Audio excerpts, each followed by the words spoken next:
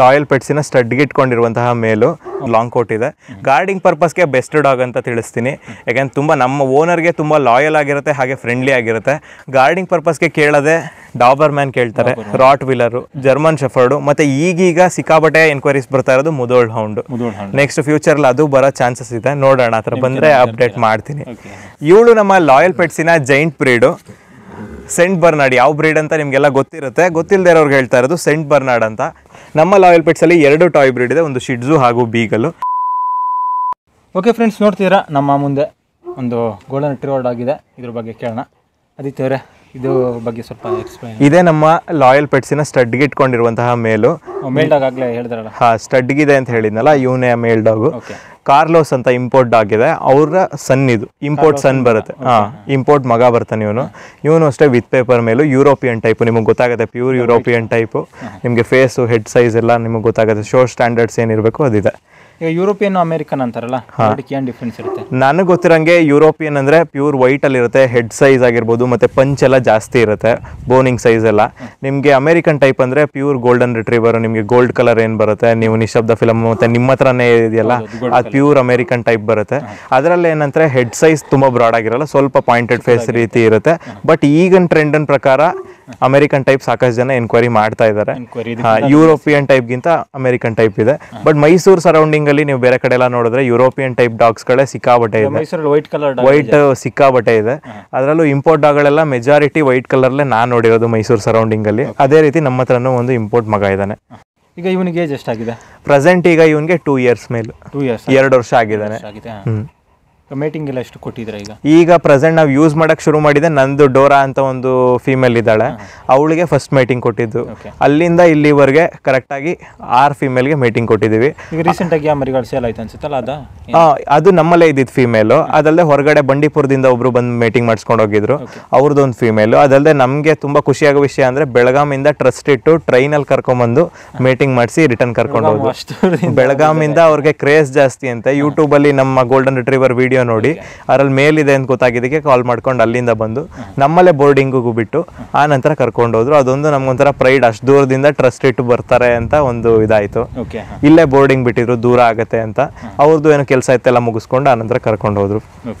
ಇಷ್ಟು ಮೇಟಿಂಗ್ ಆಗಿದೆಯಲ್ಲ, ಎಷ್ಟು ಕನ್ಸೀವ್ ಆಗಿದೆ, ಏನಿದೆ ಸ್ಕೋರ್? ಒಂದು ಈಗ ಪ್ರೆಸೆಂಟ್ ನಾವು 6 ಮೇಟಿಂಗ್ ಕೊಟ್ಟಿರೋದು. ಇಲ್ಲಿವರೆಗೆ 6 ಫೀಮೇಲ್ಗೆ ಮೇಟಿಂಗ್ ಕೊಟ್ಟಿರೋದು. 6 ಫೀಮೇಲಲ್ಲಿ 5 ರಿಸಲ್ಟು ಸಿಕ್ಕಿ ಕೆಲವು ನಾವೇ ಸೇಲ್ ಮಾಡಿರೋದು ಉಂಟು. ಇನ್ನು ಕೆಲವರು ಮರಿ ಚೆನ್ನಾಗಿರೋದ್ರಿಂದ ಅವರೇ ಸೇಲ್ ಮಾಡ್ಕೊಂಡಿದ್ದಾರೆ, ಒಳ್ಳೆ ರೇಟ್ ಬಂತು ಅಂತ. 6ರಲ್ಲಿ 5 ಫೀಮೇಲು ಕನ್ಸೀವ್ ಆಗಿದೆ. ಇನ್ನೊಂದು ಈಗ ರೀಸೆಂಟಾಗಿ ಈಗ ಒಂದು 4 days ಬ್ಯಾಕು ಮೇಟಿಂಗ್ ಮಾಡಿಸ್ಕೊಟ್ಟಿರೋದು. ಒಂದು 30 days ಆದಮೇಲೆ ಅವ್ರ ಜೊತೆನೂ ಕಾಂಟ್ಯಾಕ್ಟಲ್ಲಿ ಇರ್ತೀವಿ. ಅದರದ್ದು ರಿಸಲ್ಟ್ ಏನಿದೆ ಮುಂದೆ ಹೇಳ್ಬೋದು. ಜೊತೆಗೆ ನಮ್ಮ ಹತ್ರ ಇನ್ನೊಂದು ಏನಂದರೆ ಸ್ಟಡ್ ಸರ್ವಿಸ್ ನಮ್ಮಲ್ಲೇ ಮಾಡಿಸಿ ರಿಸಲ್ಟ್ ಸಿಕ್ಕಿದ್ರೆ ನಾವೇ ಪಪ್ಪೀಸ್ಗಳನ್ನ ಒಟ್ಟಿಗೆ ಬಲ್ಕಲ್ಲಿ ಪರ್ಚೇಸ್ ಮಾಡ್ಕೋತೀವಿ. ನಮ್ಮ ಪಪ್ಪೀಸ್ಗಳಂದರೆ ಕ್ವಾಲಿಟಿ ಹಾಗೆ ಮೇಂಟೈನ್ ಮಾಡಿ ಕೊಟ್ಟಿರಬೇಕು, ನಾವೇ ತಗೋತೀವಿ ಆಯಿತಾ. ನಮ್ಮ ಹತ್ರ ಅದೇ ಅವರು ನಮ್ಮ ಹತ್ರನೇ ಮೀಟಿಂಗ್ ಮಾಡಿಸಿದ್ರೆ ನಾವೇ ಅವ್ರಿಗೆ ಸೇಲ್ ಮಾಡೋದಕ್ಕೂ ಹೆಲ್ಪ್ ಮಾಡಿಕೊಡ್ತೀವಿ ಅಂತ ಹೇಳ್ಬೋದು. ಇವನ್ ಪಪ್ಪೀಸ್ ಎಲ್ಲ ಪ್ರೆಸೆಂಟ್ ಇಲ್ಲಿವರೆಗೆ 9 ಕೌಂಟ್ ಇರೋದು, ಒಂದು 9 ಪಪ್ಪೀಸ್ಗಳು ಕೌಂಟ್ ಇದೆ. 9 ತನಕ ಹಾಕಿದೆ ಫೀಮೇಲ್ಗಳು. ಇದಿಷ್ಟು ಇವನ್ ಕೌಂಟು. ಅದು ಬಿಟ್ಟರೆ ನಿಮಗೆ ಕೆಲವು ಸತಿ ಅದೇ ಫೀಮೇಲ್ ಏನು ಹೀಟಲ್ಲಿ ಎಷ್ಟನೇ ದಿನದಲ್ಲಿ ಇರುತ್ತೆ ಅದ್ರ ಮೇಲೆ ಡಿಪೆಂಡ್ ಆಗುತ್ತೆ. ಇನ್ನು ಪ್ರೈಸ್ ಎಲ್ಲ ಎಷ್ಟಾಗುತ್ತೆ ಇವನ್ ಪಪ್ಪೀಸ್ ಬೇಕಂತ ಹೇಳಿ? ಇವನ್ ಪಪ್ಪೀಸು ನಾವು ವಿತೌಟ್ KCI ಎಲ್ಲ ಕೊಡ್ತೀವಿ ಅಂದರೆ 12,000 ಚಾರ್ಜ್ ಮಾಡ್ತಾ ಇರೋದು. 12,000? ಹಾಂ, without KCI. With paper, female with paper ಇದ್ದು ಆ ಥರ ನೀವು ಚಾರ್ಜ್ ಮಾಡ್ತೀವಿ ಅಂದರೆ ಎಕ್ಸ್ಟ್ರಾ ಆಗುತ್ತೆ. ಪೇಪರ್ದೇನಿದೆ ಅದು ಅಪ್ಲೈ ಮಾಡಿಕೊಡ್ತೀವಿ. ಫೀಮೇಲ್ ವಿತ್ ಬಂತು ಅಂತ ಹೇಳಿದ್ರೆ ಪಪ್ಪೀಸ್ಗೂ ವಿತ್ KCI ಸಿಗುತ್ತೆ. ಹಾಂ, ಫೀಮೇಲ್ KCI ಇಲ್ಲ ಅಂದರೆ ಸಿಗಲ್ಲ. ಫೀಮೇಲ್ KCI ಇಲ್ಲ ಅಂದರೆ ಸಿಗೋದಿಲ್ಲ. ಓಕೆ, ಮರಿಗಳು ಹೆಂಗೆ ಬರ್ತದೆ? ಒಂದು ಇವನ್ ಪಪ್ಪೀಸ್ ಎಲ್ಲ ನೀವು ನೋಡಬೇಕು ಅಂದರೆ ಯೂಟ್ಯೂಬ್ ಚಾನಲಲ್ಲೇ ಇದೆ. ನೀವು ಅದನ್ನು ಓಪನ್ ಮಾಡಿದ್ರೆ ನಿಮಗೆ ಒಂದು ಕಂಪ್ಲೀಟ್ ಪಪ್ಪೀಸ್ಗಳ ಕ್ವಾಲಿಟಿ ಯಾವ ರೀತಿ ಬರುತ್ತೆ, ಅದ್ರ ಫೇಸ್ ಏನಿದೆ ಕಂಪ್ಲೀಟ್ ನಿಮ್ಗೆ ಅಪ್ಡೇಟ್ ಅಲ್ಲೇ ಸಿಗುತ್ತೆ.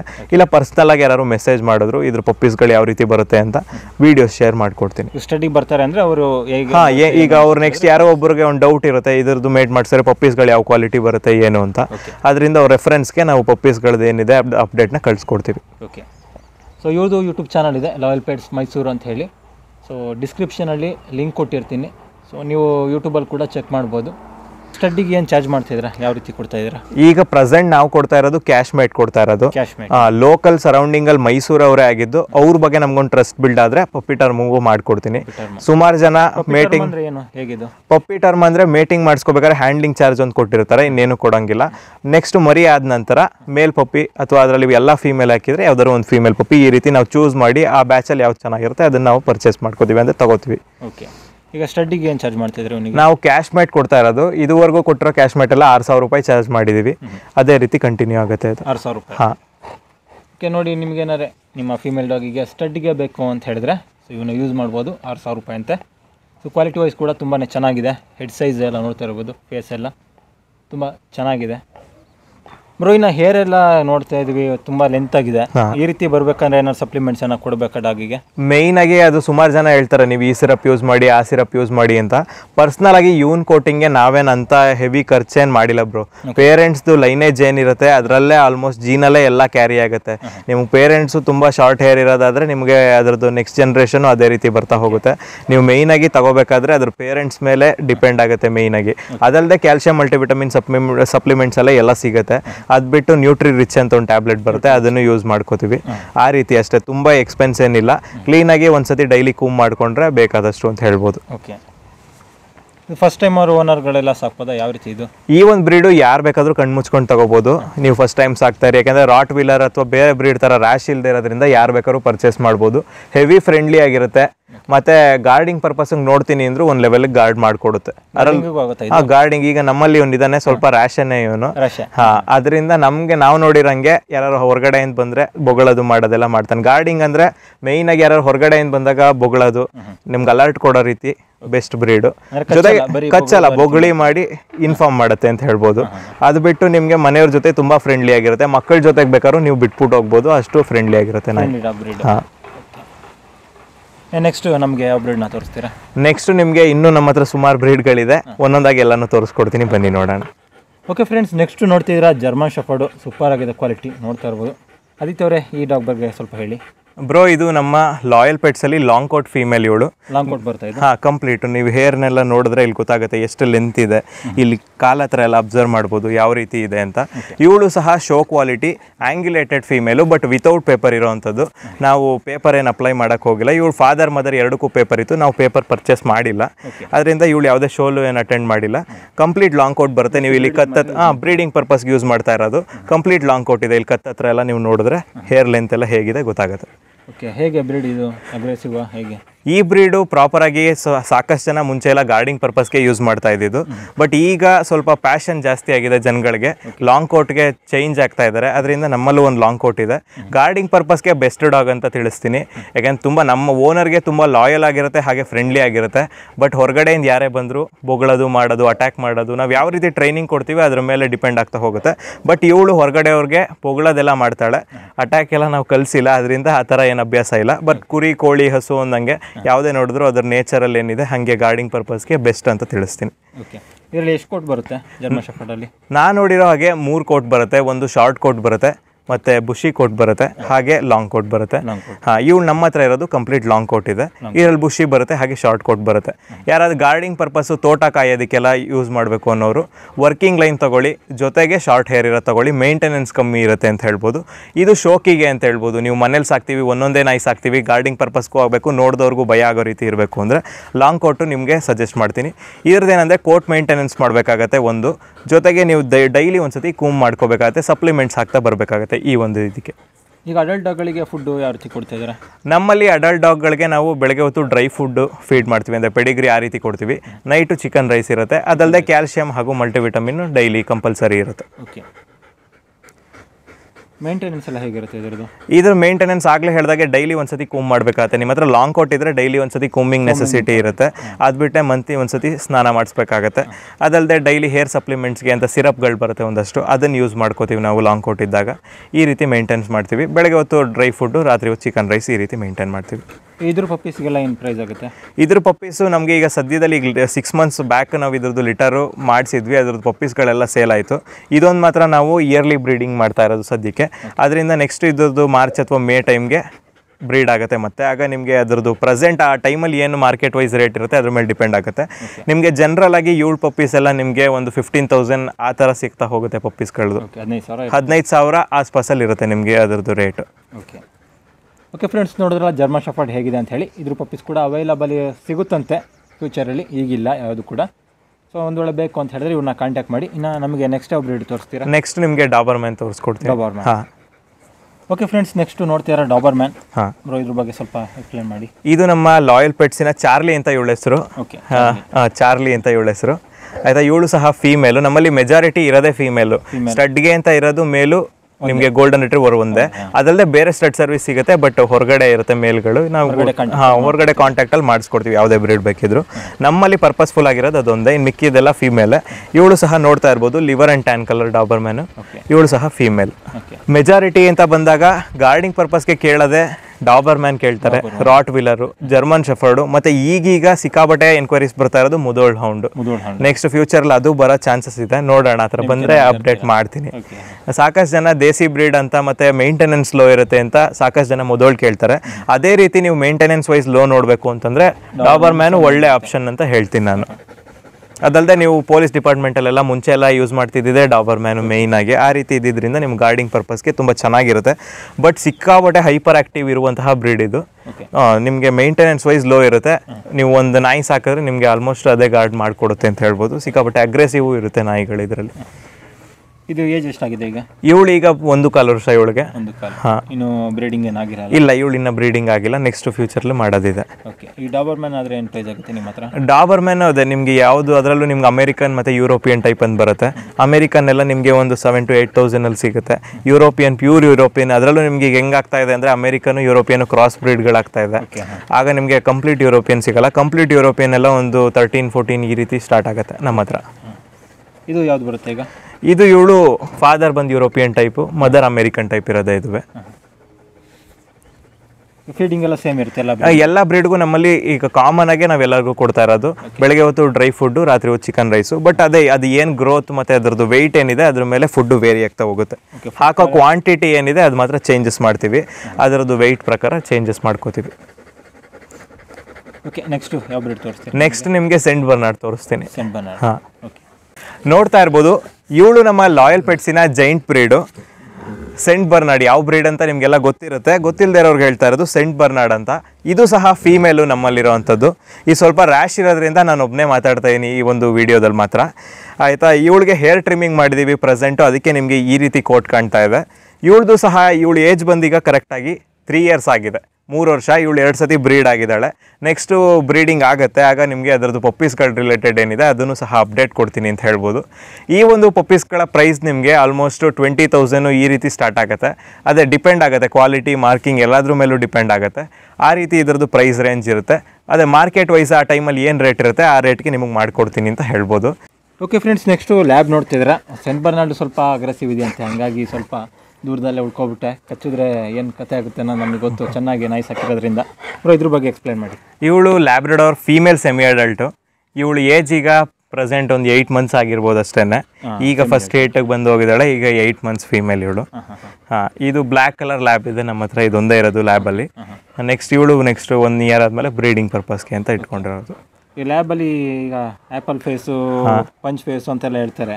ಇದು ಯಾವ ರೀತಿ ಬರುತ್ತೆ? ಇದು ಬಾಕ್ಸ್ ಫೇಸು. ನಿಮಗೆ ಬೋನಿಂಗ್ ಸೈಜ್ ಎಲ್ಲ ನೀವೇ ನೋಡ್ಬೋದು ಹೇಗಿದೆ ಅಂತ. 8 monthsಗೆ ಕ್ವಾಲಿಟಿ ವೈಸ್ ಎಲ್ಲ ಹೇಗಿದೆ ಅಂತ ನೋಡ್ಬೋದು. ಹೆವಿಯಾಗಿ ಬರುತ್ತೆ. ನೆಕ್ಸ್ಟ್ ಇವಳು ಫಾದರ್ ಮದರ್ನೆಲ್ಲ ನಾವು ನೋಡಿ ಪರ್ಚೇಸ್ ಮಾಡಿರೋದ್ರಿಂದ ನಮಗೆ ಗೊತ್ತಿದೆ. ನೆಕ್ಸ್ಟ್ ಇವಳದು ನಿಮ್ಗೆ ಲಿಟ್ರ್ ಆದಾಗ ಅಪ್ಡೇಟ್ ಕೊಡ್ತೀನಿ. ಪಪ್ಪೀಸ್ಗಳ ಕ್ವಾಲಿಟಿ, ಬೋನ್ ಸೈಜ್ ಎಲ್ಲ ಯಾವ ರೀತಿ ಬರುತ್ತೆ ಅಂತ ಗೊತ್ತಾಗುತ್ತೆ ನಿಮಗೆ. ಲ್ಯಾಬಲ್ಲಿ ಆದರೆ ಏನು ಪ್ರೈಸ್ ಆಗುತ್ತೆ ನಿಮ್ಮ ಹತ್ರ? ಲ್ಯಾಬಲ್ಲಿ ನಿಮಗೆ ಅದೇ ಕ್ವಾಲಿಟಿ ಮೇಲೆ ಡಿಪೆಂಡ್ ಆಗ್ತಾ ಹೋಗುತ್ತೆ. ನಮ್ಮಲ್ಲಿ ಪಪ್ಪೀಸ್ಗಳು ಬರ್ತಾ ಇರುತ್ತೆ. ಅದೇ ಒಂದೊಂದು ರೀತಿ ಕ್ವಾಲಿಟಿ ಇರುತ್ತೆ, ಅದ್ರ ಮೇಲೆ ಪ್ರೈಸ್ ಡಿಪೆಂಡ್ ಆಗ್ತಾ ಹೋಗುತ್ತೆ. ಸ್ಟಾರ್ಟಿಂಗ್ ಪ್ರೈಸ್ ಅಂತ ಹೇಳೋದಾದ್ರೆ ನೀವು ಒಂದು 8,000ಗೆಲ್ಲ ಒಳ್ಳೆ ಕ್ವಾಲಿಟಿ ಇರೋ ಪಪ್ಪಿ ಸಿಗುತ್ತೆ ಅಂತ ಹೇಳ್ಬೋದು. ಮೇಲಾದರೆ 10,000ಗೆ ಒಳ್ಳೆ ಕ್ವಾಲಿಟಿ ಇರೋ ಪಪ್ಪಿ ಸಿಗುತ್ತೆ. ಹೌದು, ಕ್ವಾಲಿಟಿ ಇರೋ ಮರಿಗಳಿಗೆ 5,000 ರೂಪಾಯಿಂದನೂ ಸಿಗುತ್ತೆ. ಬಟ್ ಏನಂತಂದರೆ ನೀವು ಈಗ ಒಂದು 2,000 ರೂಪಾಯಿ ಇನ್ವೆಸ್ಟ್ ಮಾಡೋದಕ್ಕೆ ಹೆಚ್ಚು ಕಮ್ಮಿ ಮಾಡಿದ್ರೆ ನಿಮಗೆ ನೆಕ್ಸ್ಟು ಪಪ್ಪೀಸ್ಗಳ ಕ್ವಾಲಿಟಿ ಆ ರೀತಿ ಬರೋಲ್ಲ.